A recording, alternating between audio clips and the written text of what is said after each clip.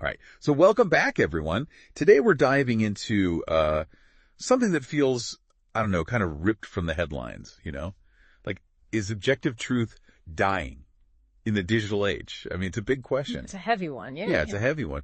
But we found this essay, and it goes right to the heart of it. Yeah, it really digs into AI, not just as like a tool, but like as a force shaping how we understand the world. Right, and it's not just about like robots writing poems for something, right? Like this essay is talking about AI changing how we access and perceive, I guess, you perceive information. Exactly. Yeah. So like think about it. How much of what we read and watch, even just like our search results, it's all filtered through these algorithms. Right. And these algorithms, even with like the best intentions, they highlight certain things and they downplay others. So it's not necessarily that AI is like maliciously twisting the truth or something, but it's creating kind of a specific lens Right. through which we experience, well, reality, That's it. That's the crux of it. Yeah. And the essay's argument is that as AI gets more sophisticated, this lens could become so powerful that we lose sight of objective truth entirely. So basically, facts become subjective Yeah. based on whatever algorithm Exactly. is choosing what we see. Shaped by whatever algorithm we happen to be looking through, yeah. Okay, yeah, I'm starting to get like where this death of truth idea is coming from. All right. But wouldn't that require AI to be like unbelievably good at creating content? Like Yeah. so good that it's basically indistinguishable from It's human. a human. Yeah. Yeah, and that's exactly what the essay is saying. Like, it's saying we're already at the point where it's hard to tell the difference between human content and AI content, and as AI gets more advanced, It's just going to get harder. yeah, that line's going to get blurrier and blurrier. Honestly, that's kind of unsettling. Yeah, it is. But how does this tie back to the idea of truth being rewritten? It still feels a little abstract to me, Okay, so imagine a historical event, right? It's been documented, like, in textbooks and primary sources. Right. Now, imagine an AI trained on, let's say, a data set that selectively omits certain details. Okay. Or even, like, fabricates new ones. Nope. So it could generate articles, images, even videos that look totally real, but they're presenting this, like, distorted version of history. So it's not just that the AI is making stuff up. It's that it's making it up in a way that seems Credible, yeah. totally credible. Seamlessly into a credible narrative. Yeah. Yeah. And as these AI-generated narratives spread online, they become part of the information ecosystem, Right. blurring the lines between what's real and what's not. Especially for someone who wasn't alive during, Exactly. whatever that event was. It'd be so hard to tell Why? what's true and what's fake. That's a chilling thought. It is. It's like, how do we even protect ourselves from that, Right. It feels like the Wild West of information right now. It is. And the sheriff's on vacation. Exactly. And that's where the essay gets really interesting. Okay. So to address these challenges, it's proposing like a two-pronged approach. It's Okay. not about like rejecting technology altogether. Yeah. It's more about using a combination of old school wisdom and cutting-edge innovation to safeguard truth. Oh, okay. I'm intrigued. So what's the plan? Okay, first, it's advocating for this renewed appreciation for physical books. Okay. Publications, newspapers, like treat them as treasures. Right. Almost like artifacts, from a time before the digital flood. I mean, I get it. There is something about holding, a physical book. It's different. Yeah. And knowing that the information in it hasn't changed since it was printed, but like, how does that actually help in a world where everyone's online? So think of it as like the ultimate fact-checking resource. Mm-hmm. So you can go back to the source, like the original document, and verify the information against, what's floating around digitally. So Yeah. libraries and archives, they become like fortresses of truth, protecting knowledge from this constant like flux of the digital world. Okay, so I can see how physical preservation is like a piece of the puzzle. Yeah. But it feels like fighting a losing battle. Yeah. I mean, the digital world's only going to get bigger. Exactly. And that's where the second part of the solution comes in. Okay, hit me with it. Blockchain. Right. Every time I hear blockchain, my brain, it just kind of... Freezes up, right? Yeah. I know. It's not just for cryptocurrency anymore, though. Right. The essay's proposing using blockchain technology to create tamper-proof digital records. Right. And these records can be verified against the original physical sources. So, like, can you break that down for me Mm-hmm. in a way that doesn't, like, make my head explode? Yeah, so imagine it as like a digital ledger Okay. that's distributed across a network of computers. So it's like a shared record-keeping system. Mm-hmm. And the beauty of it is it's basically impossible to tamper with. Okay. So every change is recorded. Yeah. And it's verified by this entire network. So it'd be like if you tried to change like a blockchain document, it would be like trying to erase something written in permanent marker on a giant whiteboard that everyone's watching. That's a great analogy. Okay. I'm following now. Essentially, blockchain lets us create this digital chain of custody for information, Right. ensuring its authenticity, and we can trace it back to that original source. Okay, so I'm seeing how this all kind of fits together now. Yeah. So we're combining the permanence of the physical records Right. with the security and transparency of blockchain. Yeah. And we could potentially create a system that's like way more resilient to manipulation. Exactly. But I'm curious, does the essay like give any specific examples of how this would work? Like in practice? It touches on a few, like imagine a historical archive and they digitize their entire collection, right? Mm-hmm. And then secure those digital copies using blockchain. Okay. So researchers, students, whoever could access those documents online Right. with confidence that they're viewing the authentic, unaltered version. That makes a lot of sense. So it's not about like clinging to the past or something. It's about using technology to, I guess, protect In the digital age. the integrity of information in the digital age. Yeah. Mm-hmm. Yeah. No, I can get behind that. But you know me, I always like to kind of push things a little further. Yeah, I know you do. You should.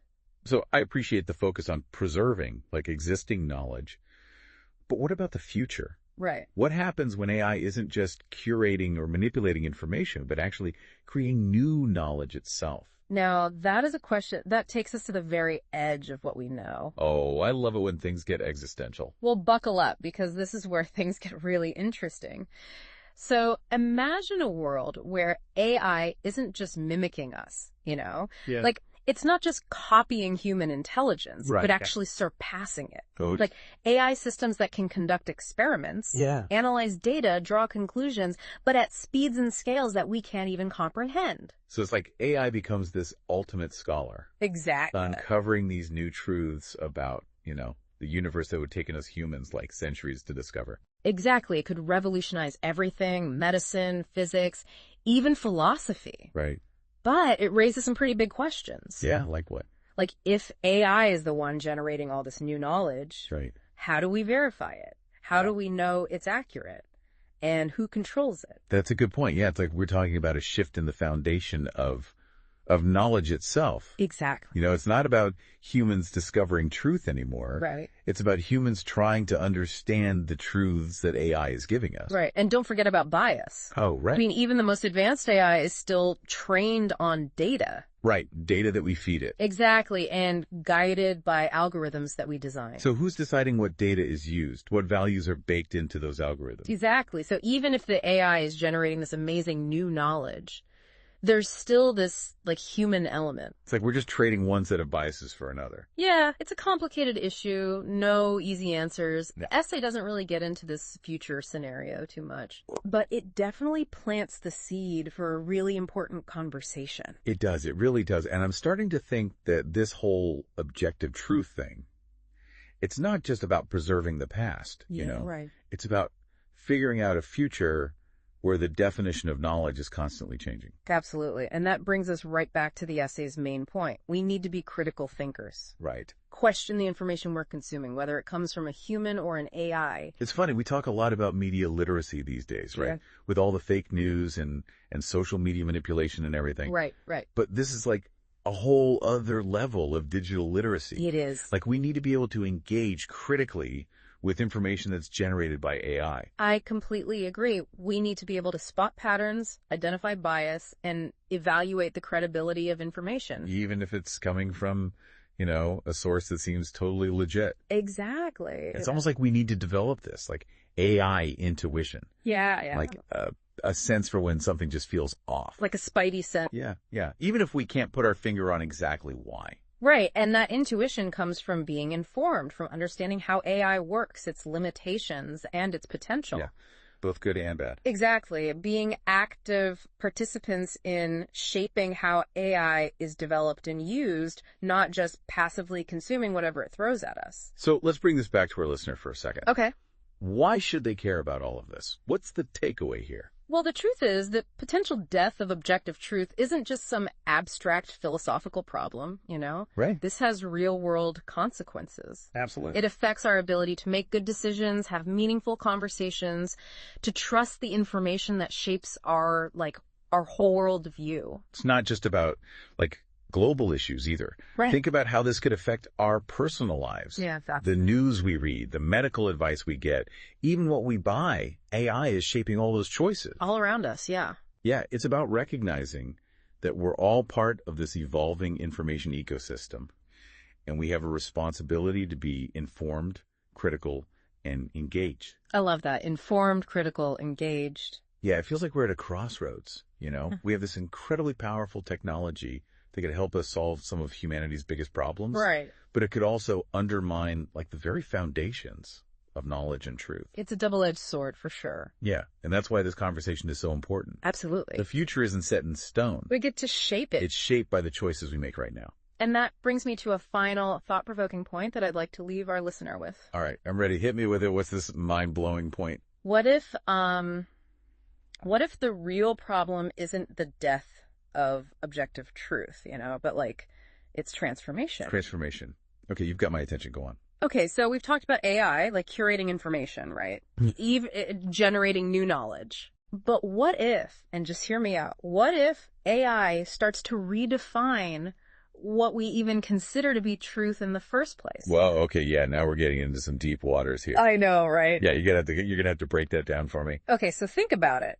Human understanding of truth, it's always been limited by our senses, our tools, our brains. Right.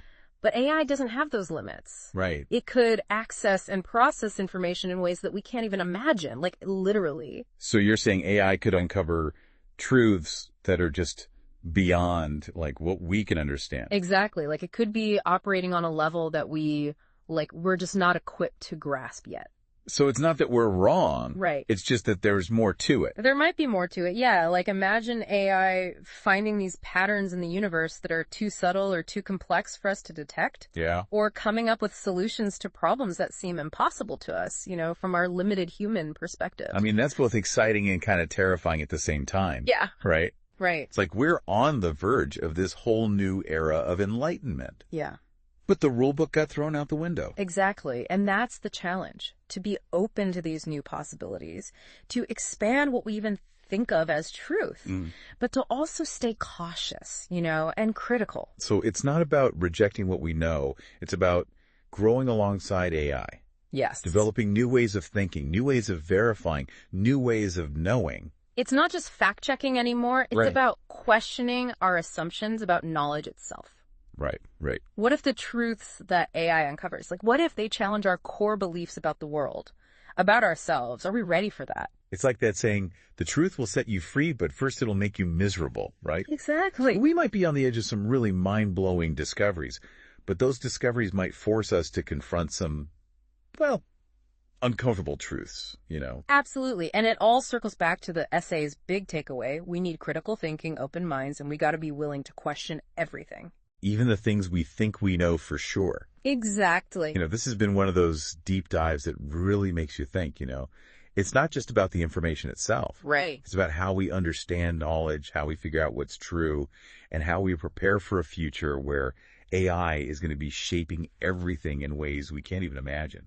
I think you nailed it. The future of truth. It's in our hands. Mm-hmm. It's up to each of us to stay informed, to be engaged, and most importantly, to keep asking questions. Couldn't have said it better myself. So to everyone listening, thank you for joining us on this journey. Yeah, thanks for listening. We hope this deep dive got you thinking, sparked some curiosity, got those critical thinking gears turning, and maybe even left you feeling a little bit, healthy paranoia about the future of truth in this crazy digital age. A little paranoia never hurt anyone. Keep questioning, keep exploring, and most importantly, keep the conversation going. We'll see you next time.